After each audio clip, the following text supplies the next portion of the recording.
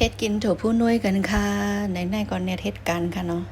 เน็ตเฮ็ดกันย่าต้องไม่เข้ากองซ้ำก่อนเน็ตลิดผ้ากองซ้ำมันเน็ตเฮ็ดแค่ข้าวซอยค่ะเนาะแค่ถั่วผู้นุ่ยพอเฮาคำมียำใบหยี่จากข้าวยำใบหยี่เส้นค่ะเนาะเฮาค่ะใส่ช็อตผักเขียวไรค่ะเฮาค่ะได้ใส่ช็อตผักเขียวแทนเต้นยำใบหยี่ค่ะเนาะจะได้อร่อยนี่ค่ะหน้าตามันก็จะเป็นเฮ็ดไหนค่ะแล้วก็ส้มที่นางกล้วยค่ะมักพี่ใส่อย่างนี่ค่ะผักส้มเฮ็ดกล้วยค่ะเนาะแต่ก็ห้ามหมอเฮ็ดผักกัดส้ม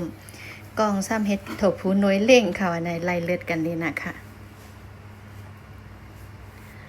เจ้านายเฮาว่าตับใดหูสองก็อยู่ซ้อมกันมีวันพร้อมในไซเต้ค่ะเนาะเฮาค่ะมีวันยอมแล้วค่ะเพราะว่าอะไรก็กินค่ะยาก็ตั้งน้ำเนงโคค่ะเนาะใหม่ๆตะเหลียวอากาศก็เป็นใจค่ะผลก็คึ้มผ้าคึ้มนั่งกินถั่วพูน้อยกันคำซีสิมมันค่ะซีสิมเมืองกวน